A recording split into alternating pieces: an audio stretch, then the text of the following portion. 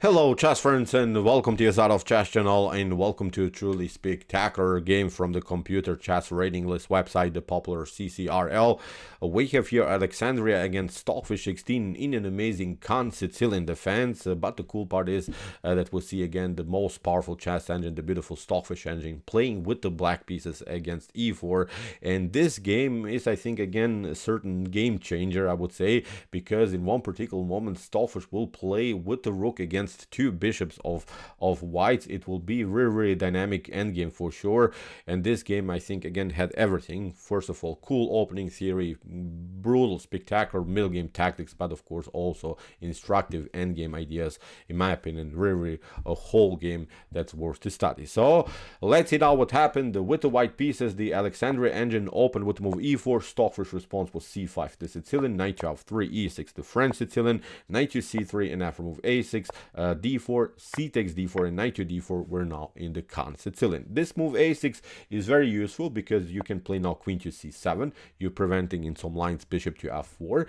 and in some lines, of course, we're preparing, like in the knight of Sicilian, if you're familiar with the knight of Sicilian or some other Sicilian, we're preparing the move b5. We have bishop to d3 by Alexandria, knight to f6 by the fish, and now queen to e2 here. Alexandria is preparing to develop somewhere the darker bishop and queenside castling. We have bishop to b4. This move is not allowing here white to proceed in an active way, maybe with the bishop to g5, because obviously bishop to c3 is followed with b takes c3 and then queen to c3. So that's why bishop to d2, good move of course by Alexandria, and now Stockfish continues with d6. Fixes simply the structure, controls now very important squares here in the center of the board, and this structure is similar of course to the Schevening Sicilian, where we have a certain flexibility if necessary to push the pawn on d5, if necessary also to push the pawn on e5. And there are now basically two concepts that have been played so far in chess history against this setup.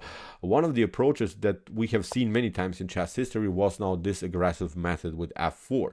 This move f4 can be met immediately with e5, hitting the knight, because the knight is on d4. This outpost of the knight, this exposed knight, gives here black the opportunity to get an extra tempo with e5. So that's why this move f4 is, in my opinion, not so dangerous. For instance, white continues with knight to b3. We play kingside castling. You maybe try f5 to launch a further flank attack, but now bishop to c3, and a5 is solving all of the positional problems. We play simply knight to d7, knight to c5, b6, bishop to b7, and if you get challenged on the flanks with the move g4, there is always this breakthrough idea with the move d5, and I think black is pretty solid. If you take, of course, then the knight is coming into the game. We can also play e4 in some lines.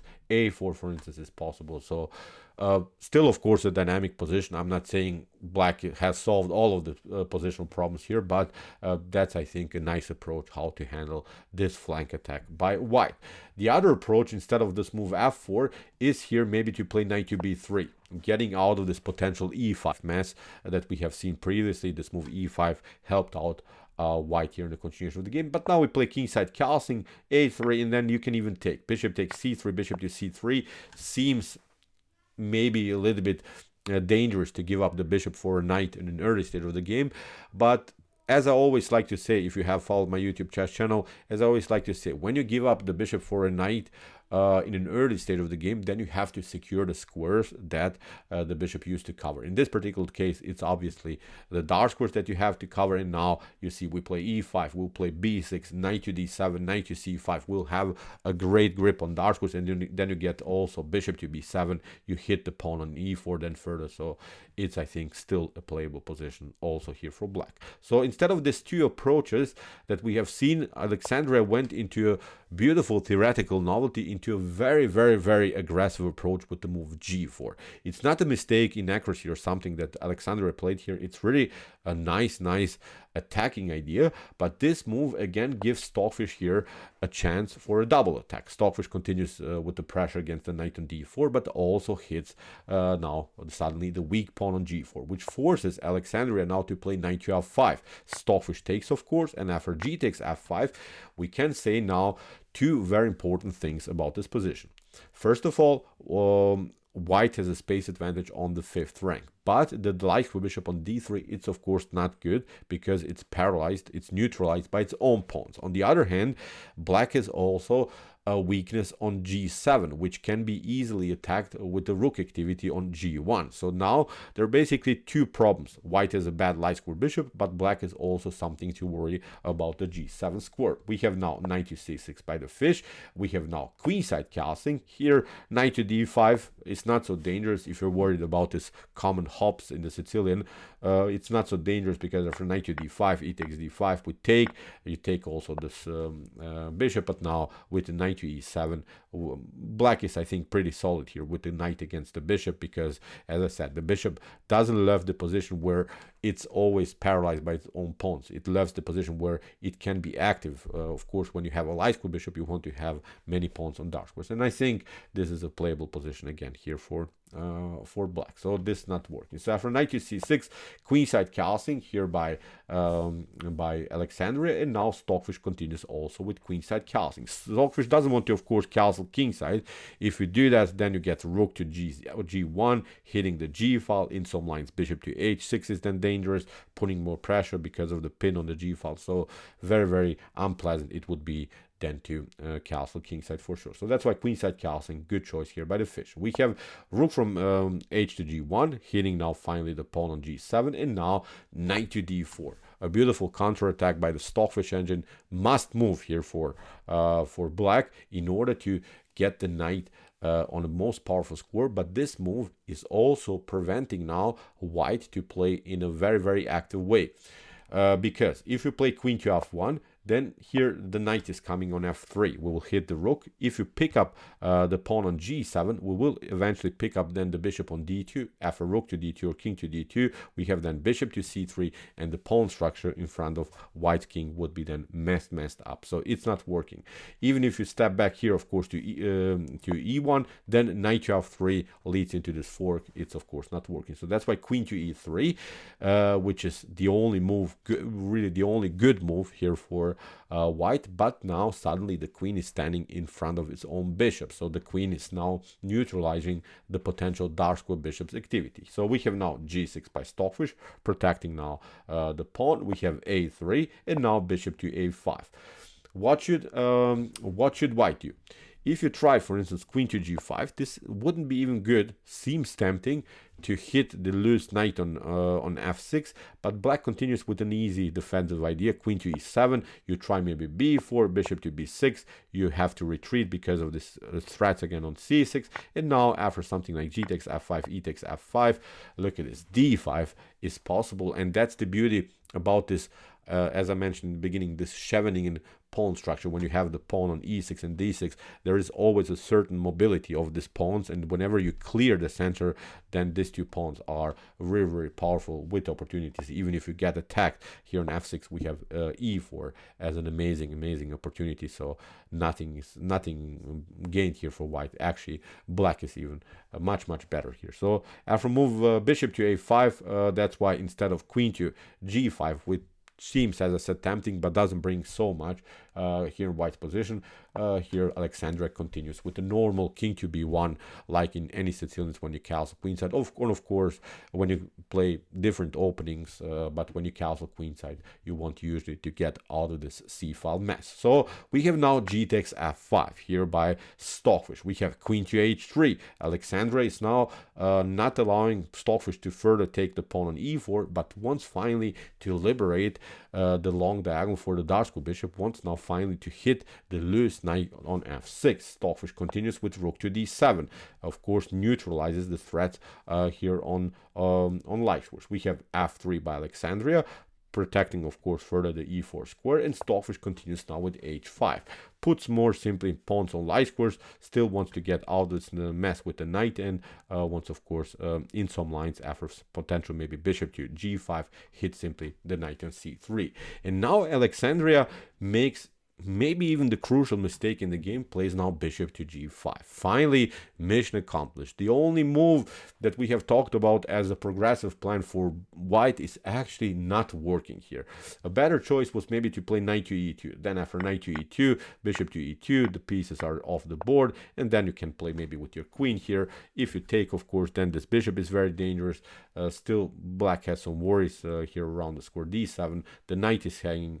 So, as I said, many tactical options here also for white. But that was the only way maybe to somehow put more pressure against black's position. But Alexandria played bishop to g5, which many of us, I think, would play, but this is suddenly not working. Now the fun starts. Now Stockfish shows its mean plan, plays now bishop takes c3. After b takes c3, now two pieces are hanging, the knight on f6 and also the knight on d4. Stockfish continues with queen takes c3, allows here Alexandria to take the knight on f6. Stockfish is down a whole piece, is also attacked by the bishop further against the rook, but Stockfish continues with a beautiful rook to c7. The problem here for white is here that you cannot take anymore the rook on h8 because you're getting really destroyed. Rook to c6, look at this, with the idea to play rook to b6, delivering a dangerous check. You try maybe queen to g2, look at this, check, king to c1, you get another check with knight to b3, and now you get even checkmated here with queen to a1. So you don't have time here after rook to c7 to pick up the rook on h8. So that's why Alexandria tried queen to g2. Stockfish continues now with rook to e8. We have now king to a2, getting out of this mess, and now rook to c5. Stockfish is preparing now a very dirty idea. Rook to a5 and then rook to a3 is even checkmate. You cannot even play something like bishop to g5 in order to get a new defender into the game, because Stockfish would then play obviously the move f4, would simply lock the position. For instance, you try again somehow to get the bishop into the game, there's no defense against rook to a5 anymore. So rook to a3 or queen to a3 is game over. So that's why after rook to c5 that Stockfish played, this forces now Alexandria to play the move queen to d2. Stockfish takes, rook takes d2, knight takes c6. We have a rook to d1, and now Stockfish takes. Of course, Alexandria takes, and this is now the endgame that we get. Pooh.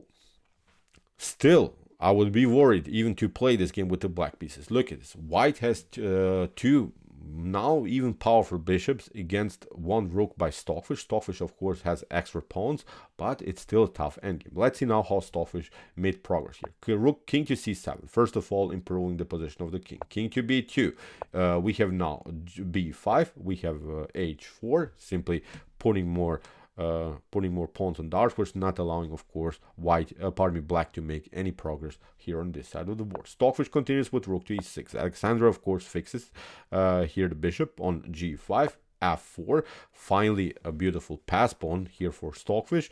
We have bishop to f1, rook to c6. Stockfish gets attacked by the light square bishop, and Stockfish drops back here to g6. We have bishop to f5. Stockfish has to retreat again, but Alexandria doesn't want to attack the rook anymore, because then the rook would be liberated. The rook would be then very active. So Alexandria is, of course, trying to keep the files locked. It's not allowing here the heavy artillery, the rooks, to come into the game. We have king to a2. Stockfish continues with a5, creates spaces here on the other side of the board. King to b2. We have rook to g8, king to b3, and now a very important move, f6, sacrificing the pawn just in order finally to get the rook into the game. Really wild stuff. King to b here for rook to g3, king to b2. The king has to step back, and now f3.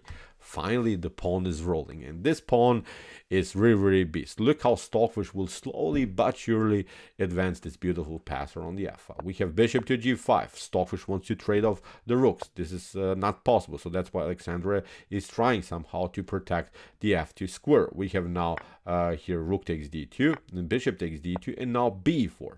A very good move. A takes b4. Here you cannot, of course, take further because this pawn is rolling. We have f2 by Stockfish. Alexandria has now to play the move bishop to h3 in order to control the f1 square, and now rook to c4, putting more pressure against this pawn on b4. We have b5. Stockfish takes out now this one. We have bishop to a5, king to b8.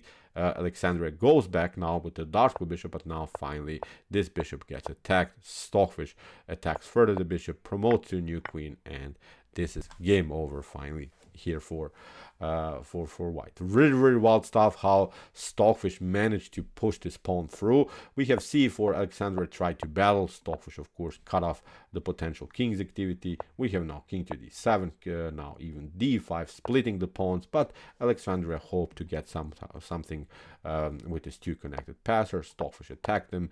Now Stockfish pushed the pawn further, took out this one, took out also this one, and after a couple more moves, obviously, this is game over. Stockfish simply gets the king closer, wanted some lines, of course, to even deliver checkmate. Here in this line, of course, this was a trick by Stockfish.